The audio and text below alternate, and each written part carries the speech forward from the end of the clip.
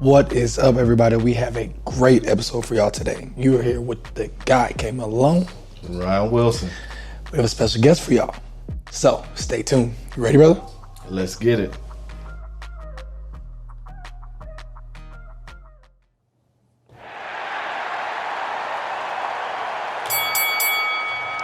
Welcome in, everybody. See the Floor podcast. You already know. You got came Malone. Your boy Ryan Wilson. And to continue with our mental health awareness month that we've decided to dedicate to in these episodes, we have a very special guest with us. Our cousin, one of the people that we really confide to and get advice from. For sure. Genee Francis. She is a psychotherapist and she is a LPC is her official title, but we also let her talk about herself. Genee, welcome on to See the Floor podcast. Thank you so much for having me. So again, my name is Genee Francis. I'm a licensed professional counselor, licensed in the state of Texas and in Georgia, and I provide mental health services to individuals, couples, and families. It's definitely a pleasure having you on. Thank you so much. It's a pleasure to be here. I am just so excited that you all are covering this topic. Most definitely. So, yeah. Definitely. I mean, we kind of shared in our last episode a little bit about us. Obviously, he made me share about me. So Hopefully we can talk about him today. But obviously our show really covers sports in general. We try to really curate these topics. And one of the main reasons we wanted to have you on is, one, just in the space of mental health, kind of give your definition of it from, the other side of, there's regular people that would see somebody like you. But can you define mental health to people from your perspective? Absolutely. So mental health, right, includes our emotional, our psychological, and our social well-being. So mental health is all about how we think, how we feel, and how we act. And that's probably the plainest way that I can put it.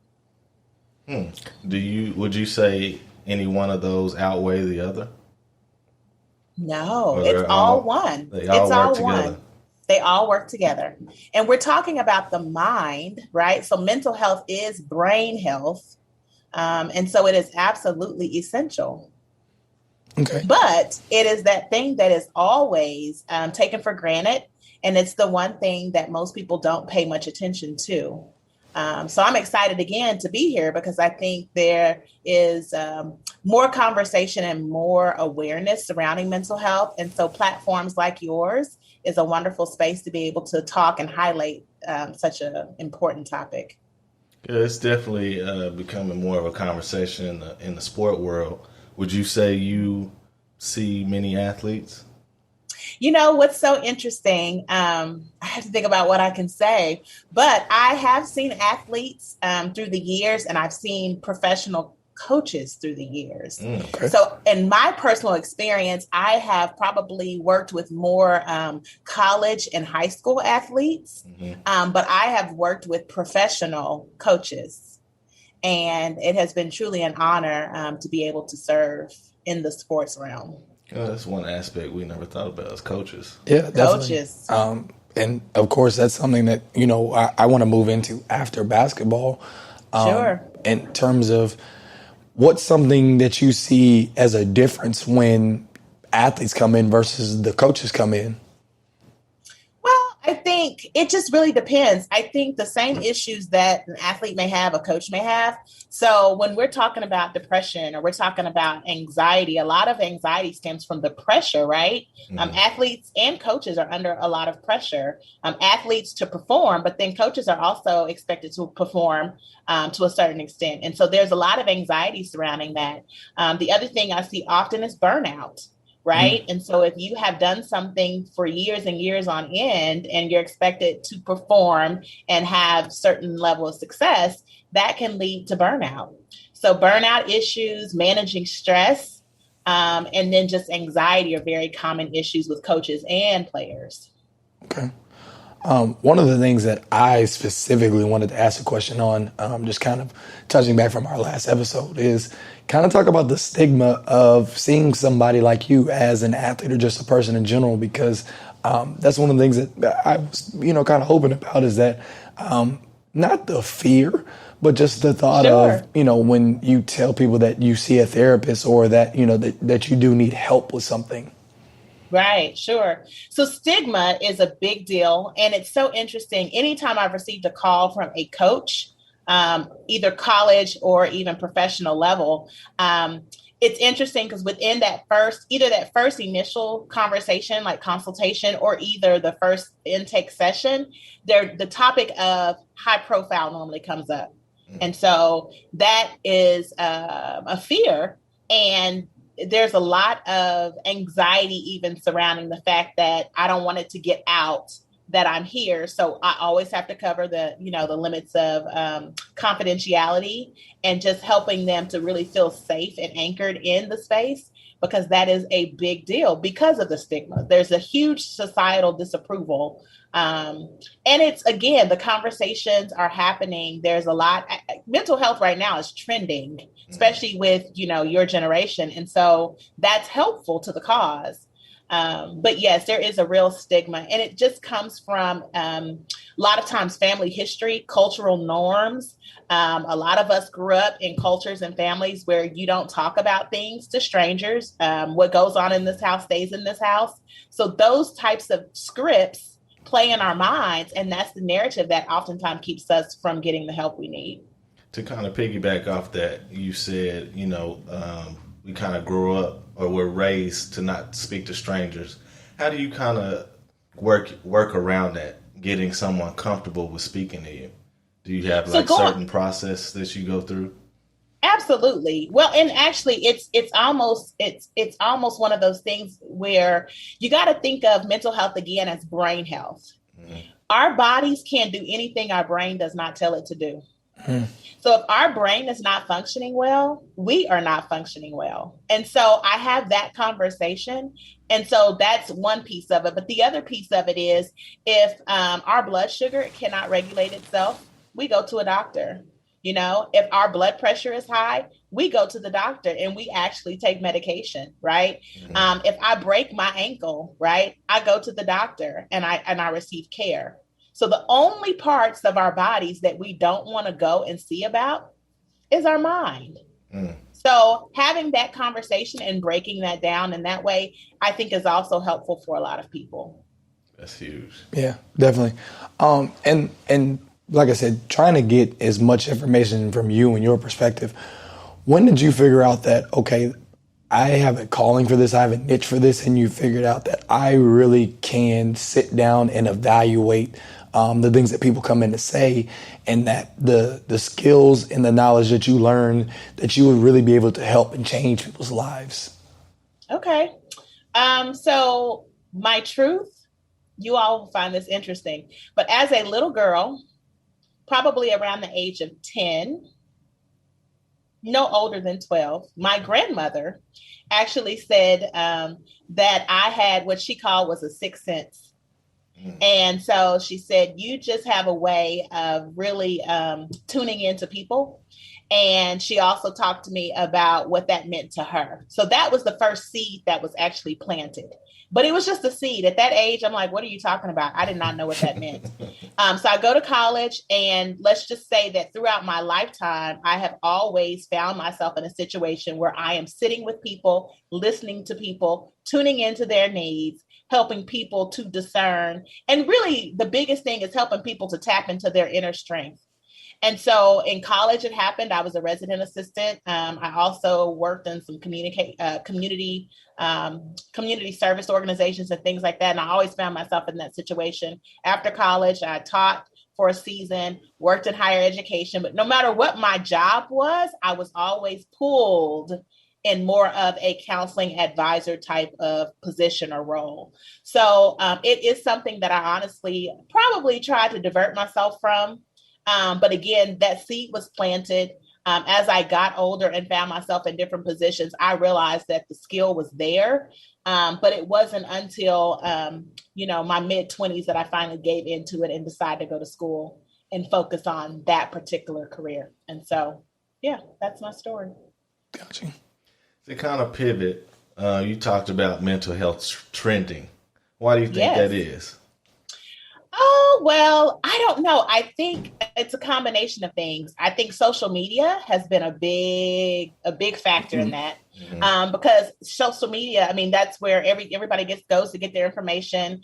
The younger generation is always there. And so it's one of those things where we as professionals who've been in the field for a while have an opportunity and platform. And I think some of those things, like I've listened to many of my college students that I currently work with say things like, TikTok is great for encouragement. I go on there and my spirits are lifted. So I'm watching more TikTok videos surrounding like stress management or mindfulness. So these different topics are trending. The other thing is in our television programming, reality TV, it's not a big deal at this point for you to see a therapist being featured on reality TV, helping couples or helping individuals navigate through life. And so I think it's everywhere right now. And it's one of those things that it's trending, but it's great. It's great for the field. It's great for awareness. It's great for normalizing mental health because it's just absolutely essential that we create wellness around it. Yeah. I mean, and then would you say that, with it trending, like where do you see, maybe mental health and where maybe people think at it, 5 to 10 years from now? Is it something that's truly going to be normalized or, is it that it may die down and people may kind of realize like, okay, maybe I just have to be more self-aware in general and our generation grows up with a better sense of how to manage their mind? I think all of the above. I do think that it is moving towards normalization. And so I think that will eventually shift. I still think that cultural pulls are going to be in place, but I think it will be less of a force because it is going to be such a normalized thing at some point. Mental health, the field itself, and I think even as practitioners, I think it's moving into a different direction. So where everything was in person, COVID happened. And so most people are now serving virtually like we're doing right now. And so I think there will be continuously a progressive movement in how services are rendered. There's a lot of, I've been seeing a lot of like master classes and things like that around mental health topics. So again, the field is evolving and I think it will continue to do so. And I do think that it's going to normalize the topic just more so with time. Yeah, I'd have to agree because I feel like it is generational. And as, the older people in their older ways phase out, it will become a normal thing to speak out about it. Yeah, because I mean, absolutely. You almost have to think about it now, like and Genee, obviously you can speak to this, is like parenting now is much different. Like you parenting your children now, I'm sure looks and feels much different than what you thought about what your mom, our aunt, did with you as a kid. Absolutely. Absolutely. And not only that too, I'll say this. The other shift is parents are sending their children to therapy. So there are children and adolescents who grow up comfortable with the therapeutic space. So it makes it easier as a young adult, as an older adult then, to be able to go to a therapist because they've had those experiences. And so my hope and my prayer is that people have positive experiences so that they know that is an option and an outlet should they need it. It becoming such a big thing now and a normal thing. How do you decipher between the people that actually have an issue and the people that are using it as a crutch or as an excuse? That's a good question. It's easy to decipher as a professional, right? Because either you meet the symptomology or you don't. And it's so interesting because with many mental health diagnoses, they show up across the board. So if I am whatever my diagnosis is, if I'm depressed, I'm going to be depressed at work. I'm going to be depressed at home. I'm going to be depressed. I may be able to turn it on or off, but my symptoms are going to be consistent. So it's pretty easy as a professional. I'm not going to say it's easy. I shouldn't say that, but for me, it is pretty easy for me to discern the real thing, the real issue, and then sometimes if there's something else going on. Okay, we'll speak from the aspect of your average person, or say a player or athlete goes to their coach and speaks, about an issue they have. How would you tell a coach or even a parent? Mm-hmm. How would you tell them to maybe assess the situation before they reach out to you? I wouldn't tell them to assess the situation. I tell them to reach out to a professional first. Okay. Yep. No hesitation. Because the other thing too is when you've not been trained in an area, you shouldn't try to assess it. And the other thing too is if that is not your niche or that's not your, again, expertise, then you're not the proper person. So again, I wouldn't expect a mother or a coach to diagnose my asthma or to diagnose a heart condition. Mm-hmm. So I would send them to a professional to do that. Do you think that's common, that people or coaches or family members try to diagnose their own and, try to say this is what's wrong with you? Is that something you see when people come in? Oh, I've been told that I have this I'm this. Oh, yeah. And I think we all do it. We all go to, when we have an ailment, we go to what is the WebMD or, we're always trying to self-diagnose. That's the first thing most people do when something begins to happen, especially when we're talking about mental health, because there are some people that still just don't want to go into it's almost like I don't want it to be so I'm going to try to self-diagnose myself, even self-heal myself. You've got people who come in and they've read 1,000 self-help books and swear that these self-help books are the key to my healing. And so at the end of the day, they may be helpful, but sometimes we're just putting Band-Aids all over the place because we don't want to be seen. So again, you have to almost treat it like you would treat any other physical ailment. And you also have the other aspect where it's swept under the rug. Absolutely. All the time. And that's the danger of talking to, again, parents or coaches or someone, just, a lay person, because depending on that person's idea about mental health or whether or not they are a person who are walking in the stigma of it, they may or may not tune in to you. They may be dismissive or like, oh, that ain't nothing, Yeah. And now, not to necessarily pivot away, but because obviously you have a specific title as psychotherapist, is there a big difference in an athlete per se seeing a sports psychiatrist or someone like yourself? Mm-hmm. Well, a psychiatrist, the difference between myself and a psychiatrist is a medical doctor and they prescribe medication. So that is their primary function. I don't prescribe medication. I send clients who need medication or for an assessment to see if they need medication to a psychiatrist. And so those are two separate functions, two separate positions, two separate jobs, and oftentimes working together to help the client or the patient. Okay, gotcha. Because I definitely wanted to know that, because I didn't know if there was a stark difference in that. Right. So would you say you're the first step, or are there some that just go directly to? It's interesting.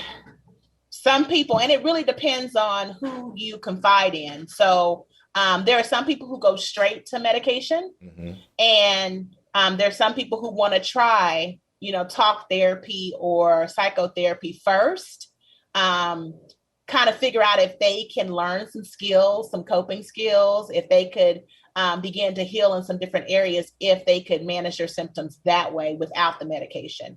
But it really depends on the person, because again, if you confide in your medical doctor more than likely say, why don't you try a therapist? But then if they know that maybe your situation is debilitating in any way, they may send you straight to a psychiatrist. So it really just depends. But again, a person who is experienced in the field will be able to help a person. So if a person comes to me and they just absolutely, I know that they need a psych eval or even a psychiatrist evaluation, I'm going to send that person, I'm going to give them that referral and send them to that person. And sometimes, again, it's a system working together. Now, but it's not one or the other in many cases. Sometimes it's all of the above. Okay. We kind of talked about a little bit off air that, one, mental health is trending. And a lot of times it's trending because of the people that we see on television and that we see through our phones. Do you ever have a time or a scenario where you may see what somebody's going through and you kind of sit there and, almost evaluate them yourselves, even though they're not necessarily sitting in front of you? Like, have you ever watched somebody and said, okay, I kind of have an idea of what they're going through? Sure. Absolutely. Okay. Unfortunately, all the time. So, yeah. Yeah. Cause I mean, that's interesting. Cause like I said, I think, just when we're people, when we see, when someone's going through something, they get in trouble, we pass off judgment. And I know at that moment, you may be sitting there passing off an evaluation like, okay, this is maybe what my thought of what I'd say to them. Well, a lot of times what my quote unquote judgment looks like in those moments is really compassion. I have a lot of compassion for people because a lot of times I can see again beyond whatever that symptom is that I'm seeing on TV. And so my compassion, my compassionate heart, my compassionate self, it's like, oh my gosh, like I hope this person, is in therapy, or I hope this person has talked to their doctor about X, Y, and Z, because that's what's more important, or that resonates greater with me, is just like, I hope they're getting help. I hope they have someone around them in their camp that's recommending that they go and see about their mental health. So it's more that than anything, less about assessment and more about compassion for them being connected to someone who can help them. This might be backtracking a little bit, but would you say age has anything to do with mental health as far as, maturity level, the strength of one's mind? Would age play a part in that? Age from what perspective? Like the age of a person? Yeah. Just, like a younger person may be kind of less experienced and not be able to deal with certain things, whereas an older person may be able to deal with certain things or situations. Age could be a factor, but it's interesting because oftentimes our mental health or the issues we're having is really oftentimes found in unaddressed childhood trauma. Okay. So regardless of your age, whether you're 10 or whether you're 50, oftentimes whatever we're experiencing in our mental health, you can trace it back to some unaddressed trauma. And the unaddressed trauma could have been, just a few years ago, but a lot of times it has roots in childhood. Okay. I mean, so an off-topic question for me, in what you do, what therapist do they see? They need one too. The therapist needs a therapist. Absolutely. I'm a strong advocate for therapists having a therapist and having someone, because it's one thing to recommend or to be an advocate for mental health, but you would be surprised at the number of therapists that don't believe that they need one or have never sat in the chair to really experience what therapy is. When you sit and you hear a download day after day after day of other people's issues, you need some level of mental health check for yourself. So one thing about being a great mental health provider is you learn how to take care of yourself, and you learn how to balance that, and you balance it through boundaries, having boundaries, but also a self-care practice that helps you take care of yourself. And part of self-care for me personally is mental health and seeing a therapist. Okay. I definitely, that's something that, you hear people joke about, but as you just said, if you really think about it, it's not a joke, because if you do provide a mental health service, you should make sure that you're in a space as well. That's right. To be good with that. Absolutely. Absolutely. And it doesn't necessarily have to be an ongoing all the time thing, but you definitely need to have a therapist that you can see, because there will be seasons where you'll need the extra support. Absolutely. Now, maybe one of the last things that we, wanted to ask you and talk about is, what would you say to the viewers just from a general perspective of if you're thinking about, going to see somebody, if you're in a space you're unsure, or things that you can do until you are ready to go sit down with somebody and maybe get, whether it's the help you need or just to get yourself on the right track. Mm-hmm. And so your question is what? Just, for any of the viewers that are listening, like, what would you say to them? Because I think there's a lot of people, maybe including myself, that, like I said, not the stigma, but they're not ready for therapy, or they are getting close to deciding they want to sit down with somebody and they're not sure. What would you say to those people? Well, what I would say again is probably I'd repeat what I said earlier, which is if there is a thought that you might, try it. Therapy is all about the fit. So it's almost like a good pair of shoes. Either it fits or it doesn't. Mm-hmm. And so the key is to really pray about God leading you to someone who is a fit for you so that you can actually go. And once you go, most of my clients love therapy. They love that time. They love to be able to sit in a safe space and just be and just talk. And so I would say that, finding the right fit for a therapist is one thing, but if you're not ready to make that step, then I would say develop a very healthy self-care regimen that you commit to. Be very intentional about self-care. And self-care is not about me time. It's not about spending a bunch of money to go here and go there. It's about daily practices of taking care of yourself, fueling yourself from the inside out. Most people try to fuel themselves externally, right? So if I look good, drive this car, have this new pair of shoes, if I got this good looking girl, if I'm on this vacation, if I've got this degree, if I have this job or this title, then I'm, doing it. And that's really not true. None of those things can sustain us. What can sustain us is true joy that comes from within. And so if you fuel yourself from the inside out and develop a practice to do that, that is where you can see some progress. And so I'll give you a few ideas of things that you can do in terms of self-care. Journaling, stretching, exercising, daily reading of, if you're a Christian, Bible or any kind of devotional. If you believe in mindfulness, yoga, feeding yourself those things that make you feel good from the inside out. It could be as simple as a playlist of music that really motivates you and encourages you and lifts your spirit. So if you are intentional every day engaging in self-care, that is the key. I love it. And every time we get to the end, never have enough time, because I'm not going to admit that she just came for me about some of those external things. So Genee, we're not going to hold you up any longer. I'm just going to put that out there. I don't appreciate how you just came for me about my external wants and needs. Okay. Yeah. Well, we all have them. But they won't make us happy. Yeah. Not forever. Gotcha. So everybody, we will put all of her information on the episode and the promotion for it, because like I said, if you need to see her or talk to anybody, she's a great person to be able to do that and help you get to the space that you were trying to get in. So with that being said, you already know we're not even going to hit y'all with our Instagram, our Twitter. We're going to leave her information. I just need y'all to go like, comment, subscribe to the channel, and make sure you watch the episode. Until next time, cool. We out. Thank you so much.